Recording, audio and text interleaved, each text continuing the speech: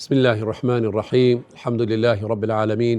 والصلاة والسلام على حبيبنا ومقتدانا محمد وعلى آله وصحبه ومن تبعه بإحسان إلى يوم الدين. اللهم يا ربي أسألك الهدى والتقى والعفاف والغنى. اللهم علمنا ما ينفعنا وانفعنا بما علمتنا، واجعلنا هداة مهتدين لا ضالين ولا مضلين. اللهم آمين يا رب العالمين. خوايا أو مانگا پیرۆزە و ئەو تاعات و عیبادەتانەمان لێ قبولکە. خوایە ئەو ڕۆژانەمان بکەیە خۆشترین ڕۆژ و ئەو ڕەمەزانەمان بکەیە ڕەمەزانی سەرکەوتن بەسەر نەفسمان، بەسەر دەروونمان، بەسەر شەیطان، بەسەر هەموو ئەو ناخۆشیانەی کە لە ژیاندا دێتە پێشمان بکەیە مانجی خێر و خۆشی و بەرەکەت و ڕەحمەت. اللهم آمین یا رب العالمین. بەڕێزان، دێنە سەر سلسلە بابەتەکانی خۆمان لەسەر بەخشەکانی نورانی ڕەمەزان، ئەویش کە حەڵەقەی ڕابردوو ئاخرشت لەسەر بابەتی هەنگاوەکانی تەدەبور بوو لە قورئان، کە باسی چەند خاڵێکمان کرد لە هەنگاوەکان. تەواوکەری ئەو بابەتەی ئەویش ئەوەیە لە دوای کە ئاخر خاڵی کە باسمان کرد ئەویش ئەوەیە گوتمان ینی ئەو قورئانەی کاتی دەخوێنیەوە بۆ مەسالی تەدەبوڕەکە و تەفاهم و تێگەیشتنیان، ینی تەفاعولی لەگەڵی بکەی، تێکەڵ ببی، ئاەتی ڕەحمە داوای ڕەحمەت بکەی، ئاوایەتی عەزابی داوا بکەی لە خوای گەورە پانا بدەی و ڕانی خۆت لێ دوور بکەیەوە و ئەمرەکان جێبەجێکەی و مەسائیلی نەهیەکان خۆی لێ بە دوور بکەیت. هەنگاوی تر و خطوەی ترمان ئەوڕۆ کە بەڕێزان لەو حەڵەقەمان ئەویش ئەوەیە التکرار والتوقف. بەڕێزان، یەکە لە بابەتەکانی تری هەنگاوەکانی زۆر ورد و جوانیش ئەوەیە دووبارەکردنەوە. مەرج نییە کە ئاەتی قورئانت خوێندەوە ئاەتێک جارێک بەسەریدا چووی و وازی لێبینی و کۆتایی پێبینی. نەخێر بەڕێزان،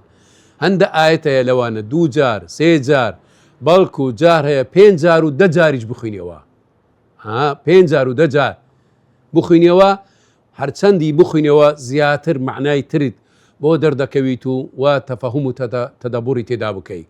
بەڵگەش لەسەوە هەیە، بەڵێ بەڵگا هەیە لە پێغەمبەری نازارمان محەممەد صلی الله عليه وسلم ئاەت هەبووە شەوەکەی حتا بەیانی، حتا نێزیک بەیانی ئەوە بەس ئەو ئاەتەی دووبارە کردەوە. بەڕێزان، کەواتە پێغەمبەرمان صلی الله عليه وسلم حتا ئەو بابەتەی کردووە دووبارەکردنەوە بۆی کاریگەری لەسەربی زیاتر تەدەبوری لێ بکەیت، تەفاعولی لەگەڵ بکەیت. مەسەن ئەو ئاەتەی پێغەمبەر صلی الله عليه وسلم شەو هەبووە تا نێزیک بەیانی ئەو ئاەتەی دووبارە کردەوە. ئەویش کە خوای گەورە دەفەرمێت بعد أعوذ بالله من الشيطان الرجيم إن تعذبهم فإنهم عبادك وإن تغفر لهم فإنك أنت العزيز الحكيم.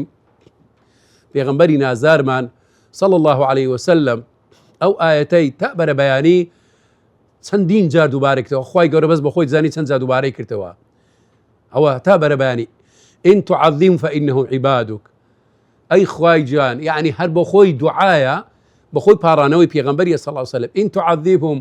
خوایە ئەگەر تو ئەوان عەزاب بدەی ئەو هەر بەندەی تۆن. بەڵام ئومێ پێغەمبەر صلی الله عليه وسلم هەر ئاەتەکە باسی دەکات دەفەرمێت وإن تغفر لهم فإنك أنت العزيز الحكيم. بەڵام ئەگەر لیان ببووری لێیان خۆش بی، هەر ئەتوی عەزیزی دەسەڵات داری، هەر ئەتوی دانای شتەکانت لە جێ. یعنی خوایە ئەگەر عەزابیان بدەی ئەوانە بەندەی تۆن، هەر ئەتوانە دروست کردو بەندەی توی. ئەوە هەتا بەیانی بیری لێ کردو پێغەمبەرمان لە واتای ئەو ئاەتەی دووبارەی کردیتەوە و تێفەکریە و تەدەبوری لەسەر ئەو ئاەتەی کردی. کەواتە یەکە لە خاڵەکانی گرنگی تەدەبور و تەفاهم و یعنی تێڕوانی لە قورئان دووبارەکردنەوەی. بەڕێزان، کە زۆرمان لەو بابەتەی لەوانە ئەوە بوونا، یعنی جێبەجێمە نەکردو. حتا ینی سەحابەی پێغەمبەریش هەبووە حتا بەرەبەیانی ئاەتەکە زۆر دووبارەی کردەوە، کاریگەری و تەئسیری لەسەری بووە. ئەو سونەتەی پێغەمبەریمان بە دووبارەی کەینەوە و جێبەجێکەین و زندی کەینەوە. هەروە سەحابەیانی پیرۆزی پێغەمبەری صلی الله عليه وسلم ئەوانیش کە بەو شێوازە بوونا. ئەوە خطوەیەک. هەروە خطوەتی شێریش بووە، خۆناغە چێدیش لە خۆناغەکانی تەدەبوریش ئەوەیە تەنزیل الآية على العمل. یعنی ئەو ئاەتانی کە دەخوێنینەوە یەکسەر بین نەخوارێ بۆ جێبەجێکردن تەنزیل الآية هەر ئاەتە کە دەخوێنی یەکسەر ئەو ئاەتەی بینێ خوارێ بۆچی بۆ ئەوەی یەکسەر جێبەجێی بکەیت لە ژیانی ڕۆژانەکانی خۆت بۆیە دەلێت عمل واحد تطبقه اليوم ئەگەر یەک لە ئاەتەکانی قورئانی پیرۆزدا جێبەجێ بکەی لەو ڕۆژەکەی خۆ زۆر مهمە کە تا ئێستا جێبەجێ نەکردو بوو ئەو ئەمرە ئەو فەرمانەیە یەکسەر هەوڵدە بینە بە شێوازێکی کردداری لە ژیانی خۆت جێبەجێ بکە یان خلق واحد تصلحه صفتەکە ئەخلاقەکە ڕەوشتەکە لە صفتە مەزمومەکانی خۆت کە وەکو پێشتر باسمان کرد بەراورد کردووە ناشرین بووە پێچەوانەی قورئانە ئەو خولوقە ئەو صفتە ئیتر بینە خوارێ لەسەر خۆت چارەسەری ئەو کێشەی خۆت ئەو ڕەوشتەکەی خۆت بکات هەر یەک لە ئێمەوە بەخۆی دابچیتەوە بەڕاستی هەست پێ دەکات چەند ڕەوشتەکە چەند صفتەکە لە خۆیدا بەدی نەهێناوە وەکو پەیامەکانی قورئان ئەوە ئینزالی بکاتەوە ئەو ئاەتەی بەسەر خۆی دابینیتەوە چارەسەری ئەو ڕەوشتە و ئەو بابەتەی بکە بۆیە دەڵێ هذا هو ثمرة التدبر ئەو کاتی ئەوە دەبتە یەکە لە بەر و بوومەکانی ئەو تەدەبڕە و ئەو تێڕوانینە لەگەڵ ئاەتەکانی قورئانی پیرۆز کەواتە ئەو خوتوەیەش زۆر خوتوەکی گرنگە مهمە بۆ ئەوەی ئەو ئاەتەکانی بەسەری خۆی دابینتە خوار و جێبەجێی بکات خاڵی ترمان و لە خوتواتەکان و هەنگاوەکانی تەدەبور و کە ئاخر خوتوەیە و کۆتاییتی ئەویش ئەوەیە المداومة للموسمية ئەوە کە خاڵێکی یەکجار گرنگە نەبینە عوبادی ڕەمەضان وەکو بەداخەوە ئەوڕۆ خەڵکانێکی زۆر هەیە بەس لە ڕەمەزاندا قورئان دەخوێنیتەوە بەڵێ لە ڕەمەزاندا کو باسمان کرد مانجی ڕەمەزان قورئانە بەڵام کە ئەوەی کرد بڵێن لە ڕەمەزاندا بەردەوام بوون استیمراریەت لەسەر چی ئەو وردەی ڕۆژانەی خۆی لەسەر قورئان ورد ثابت ولو قليل دەبی بەردەوام بەشەکی هەبی لەگەڵ ئەو قورئانەیدا ببیت ئەو جە شەو پێشی نووسنی سوبەینا لەگەڵ دوای ڕۆژهەڵات یان دوای نوێژێ بیت یان پێشی نوێژی فەجر بی وقورآن الفجر إن قرآن الفجر كان مشهودا ئەو قورئانی فەجر کە زۆر قورئان ینی ئەو ئاماژەی بەوەی کردووە زۆر گرنگە یان قم الليل إلا قليلا نصفه أو انقص منه قليلا أو زد عليه ورتل القرآن ترتيلا تمشاي بريزان لقى القرآن دابي بردوام نكبس تنيا لمانجي رمضان بس رمضان نا استمراريته بردوام بون لسر أو خوينو أو تدبرو أو تفكروا تروانينا براسي دبتا قران كاريشي تاق بەسەر دوور و دەروونەت و بەسەر ژیانتدا لەگەڵ ئەو قورئانەی دەدەبی ئەو بەرەکەتی قورئانە کە ڕۆژانە وردی خۆت بوو واللهی هەست پێ دەکەی گۆڕانکاریەکی چاک لە ژیانتدا دەبیت سوبەینەکەت بە قورئانە بکەوە ئەو سوبەینە و ئەو ڕۆژت بەرەکەتدار دەبیت دەستپێشی ڕۆژەکەت بە قورئاندا ئەوە 100% بزانە ئەتو ئەو ڕۆژت زۆر خێر و بەرەکەت و خۆشی تێدا دەبیت چونکە لەگەڵ ئەو قورئانەیدا ژیاتی چونکە هەروەهاش التدبر يحتاج صحبة واستمرارا تدبر ئەو نییە وەکو باسمان کرد تەنیا لە ڕەمەزان بەڵێ وەڵام من تدبری دەکەم نە ئەو تدبرە بەردەوام بیت وەکو دۆست و برادەر مصاحبەی بکەیت بەردەوامبوونی لەگەڵی داوام ینی ڕۆژانە چەند ئاەتێک لەگەڵی دابژی چەند ئاەتێک تێڕوانین و تەفەکر و لەگەڵی دابیت هەموو ڕۆژێ سبەینانان دوای نوێژی سبەینامی یان گوتمە پێشی نووسن ئەو وردت بۆ خۆ دانابی ئەگەر بەو شێوازەبی بەڕاستی ئەوە تەئسیر و کاریگەریەشی یەکجار زۆر بەسەر ژیان و ڕۆژانە دەکا ئەوە مجموعەیەک خاڵ بوو کە زۆر گرنگ بوو ئەگەر ئەو خاڵانە یەک بە یەک بە جوانی تا تقریبان دەکات 8 خاڵ لە خاڵەکانی خوتوەکانی و هەروە هەنگاوەکانی تەدەبور لە قورئانی پیرۆز بەو شێوازت کرد ئەوە تەئسیرێکی زۆر گرنگی لەسەر ژیانت دەکات ئەو قورئانە ئەو مەبەستەی کە بۆی هاتیتە خوارێ بۆ هیدایەت بۆ کو دەڵێن گۆڕانکاری لە ژیانت بۆ جێبەجێکردنی پەیامەکانی فعلەن ئەو قورئانە ئەو مەبەستەی لا جياندا جيبة جيدا كريت وأو كاتي فعلا مبستي قرآنت كدبتا أني هدى للمتقين وكل سرتا وباس ما كرت هدايات الددات برو الرقاي تقواتيش نيزيك دكاتوا فعلا دبتا أو قرآنيا إتر أنجامي تقوى ولخوا نيزيك بونوا وبلي تقوى إتر أو كاتي بدز زيني وأدبي أهل قرآن وكو أني بيغمبر من دفرمي صلى الله عليه وسلم أهل القرآن هم أهل الله وخاصته أهل قرآن أهل إخوان أو أني وأني كزوزو نيزيك لخواي قورا وتايبد مندين لقل خواي قورا أو أني زوزو لقل خواي قورا نيزيكن تربويا أو أني لقل قرآن دا بيجين بوشي وازد بيد تدبر تفاهم كلن تدبر تفاهمي تيدا بكاتو تيروانين زوزو لخواي قوري نيزيك دبيد وهر أو هبوشي وازد أو نوعج دبيد أواني كلقى القرآن دابجين روجي قيامتيش بس أوانا بيان دا قوتريد للروجي قيامت اقرأ ورتل كما كنت ترتل في الدنيا فإن آخر آية تقرأها يكون موضعك في الجنة أو كما قال الرسول صلى الله عليه وسلم في دا قوتريد أي مسلمان بخينوا وكتون لدنيا دا ددخين دوا أو آية كان بدوايك بدنجشي خوش وبخينوا بس أواني أهل قرآن تدبر قرآن بيان دا قوتريت بيخينوا بشيوازة شوان للروجي قيامة أوانا قرآن كي دخينوا لو شويني رادا وسن بلو بايان ناو باش لو شويني دادا بيت جبويا يعني براسي يعني أويكا جرينجا مسالي بردوان بون استمرارية لسر أو قرآن لا جياني روجانات بكي ويردي خوت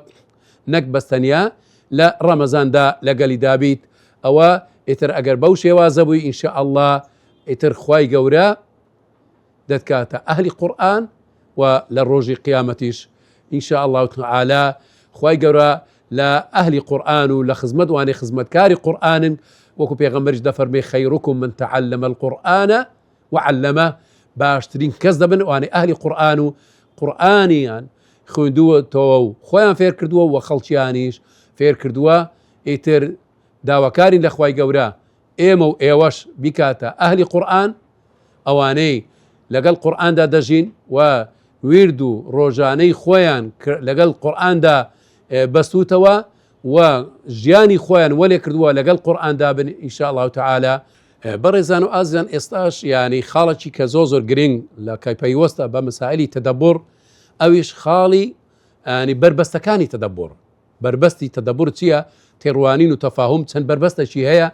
أو بربستانة دبي زوزو لآقابين أقل لي آقا نبوين براستي أو كاتيك إما أو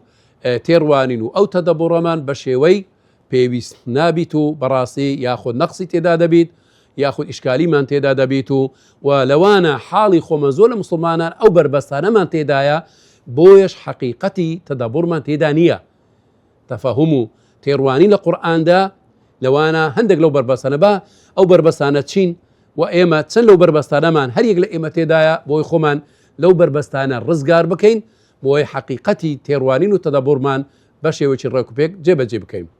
أو بربستانة يقلو بربستانة أو العجلة في القراءة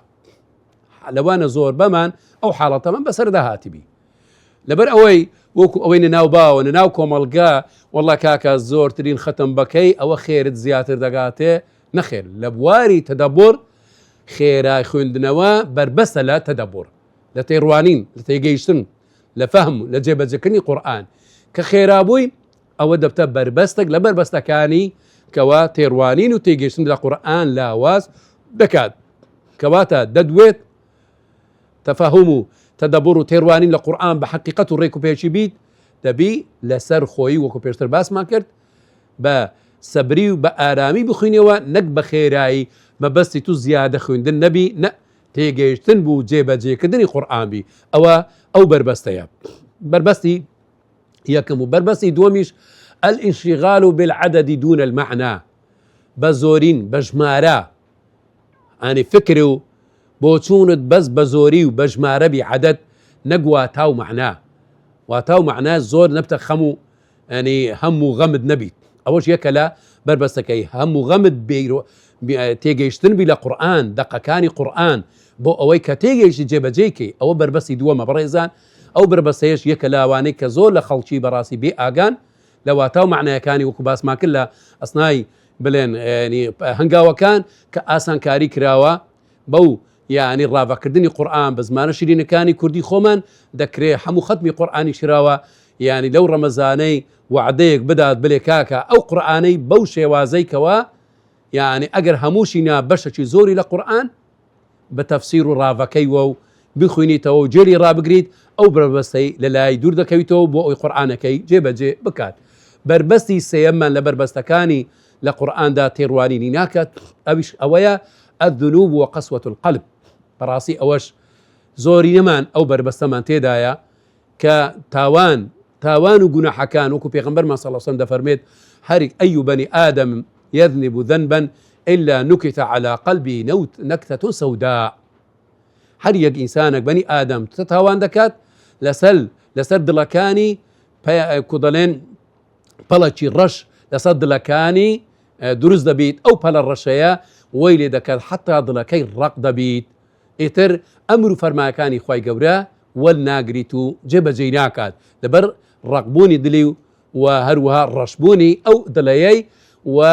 دەبتە هۆکاری ئەو تاوانە دڵەکەی ڕق بکات خوا پانا بدات بۆیە استیغفار و تۆبە لەو تاوانەکانمان بکەین بۆ ئەوەی دلەکەمان ئامادە بیت ینی بۆ ئەوەی نەرمونیان بیت و تەدەبڕ و تەفەهوم لە معنایەکاندا بکە. بربستی کۆتاییش و ئەوەیە هەجر و تەفاسیر خۆت ینی دوور بکەی لە تەفاسیر و معنایەکانی قورئان ینی ئەوەش ینی ئەو ڕۆکە لەوانە تەفسیرێکی یەکجا زۆرە وەسائلی نێت و بەرامەزە سەوتیەکان و یوتوب بەڕاستی ئاسانکارێکی یەکجا زۆری کردووە بۆیە ئەوەی پشت بکات لەو تەفاسیرانە ئەو واتانەی قورئانێک کە ئەو ڕۆکە یەکجار ئاسانکاری کراوە بەڕاستی دەبتە بربەستێک کەوە لە قورئانی تێنەگات و بە شێوازێک لە قورئان تێڕوانین و واتایەکانی تێنەگات کەەوە پشت لەو تەفاسیرانە بکات کە ئەو ڕوو ئاسانکاریش زۆر کرایە بە هیوا ئاوات ئینشاءالله ئەو بربەستانە هەر یەک لەوانە لە خۆماندا ڕابمالین بۆ ئەوەی جوان لە تێڕوانینی قورئان تێ بگەین کە خێرا نەبین هەروەها عەدەد و ژمارەمان مەبەست نەبیت و تاوان و گوناحەکانی استیغفاری لێ بکەین و واتا و معنا و دیلالەت و معنای قورئان ئەوە ینی پشتگوێ نەکەین و بەڵکو تەفاسیرەکانی قورئان کە بە زمان و بە سەوتی و بە سوورەش هەیە ئەوانە هەوڵ بدەین یعنی لەگەڵی دابین و جێلی ڕابگرین و بۆ ئەوەی ئەو تێڕوانینانە بە وەکو خۆی و خوتوار و هەنگاوەکانی جێبەجێ بکەین ئەو بربەستانش لە خۆمان ڕابمالین بۆ ئەوەی ئەو قورئانە وەکو کە خوای گەورە داوای کردووە ئەمرەکانی جێبەجێ بکەین و بتە ڕیئانی کوڵەن هیدایەت و ڕێنمایی و نور و هەروەها ڕێبازی چاکسازی لە دڵ و دەروون و لە ژیانماندا ئیتر بە هیوای ئەوەی ئینشاءالله ئەو خوتواتانە ئەو هەنگاوانە بەرچاوڕوونیمان بکات و ڕێنماییان بکات و ئەو بربەستەکانی لە خۆمان دوور بخەینەوە ئیتر ئینشاءالله ئەو کاتەی فعلا ئەو فەرمانەی خوای گەورە تەدەبڕ وەکو خۆی جێبەجێ دەکەین وەکو خۆی ئینشاء الله تعالى ولا قرآن لخواي قورشمان نزيق دكاتوا وصلى الله وسلم وبارك على حبيبنا ونبينا محمد وعلى آله وصحبه أجمعين.